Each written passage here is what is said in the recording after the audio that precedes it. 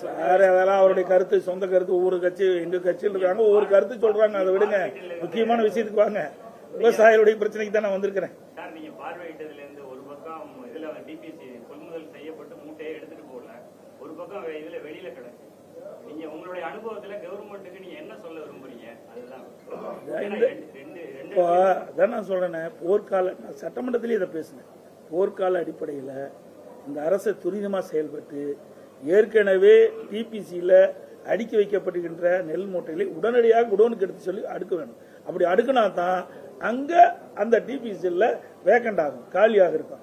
அப்பொழுதுதான் விவசாயிகள் இன்றைக்கு திறந்த வெளியில குவிக்க வைக்கப்பட்ட அந்த நெல்மணிகளை இன்றைக்கு கொள்முதல் செஞ்சு அதை உள்ள அடுக்க முடியும். இல்லைன்னா கஷ்டம். அதை இந்த அரசு உடனடியாக செய்ய வேணும். ஆனா இந்த அரசு செய்ய தவறுது. இதனால் விவசாயிகள் கடுமையா பாதிக்கப்படுறாங்க. இது ஒரு கையிலாகாத அரசு, திறமை இல்லாத அரசாங்கம். நிர்வாக திறமையின் காரணமாகத்தான் இவ்வளவு பாதிப்பு ஏற்பட்டிருக்குது. டயா பூஸ்டர் சுகருடைய ரிமோட் கண்ட்ரோல் இனி உங்க கையில. அனைத்து மருந்து கடைகளிலும் கிடைக்கும்.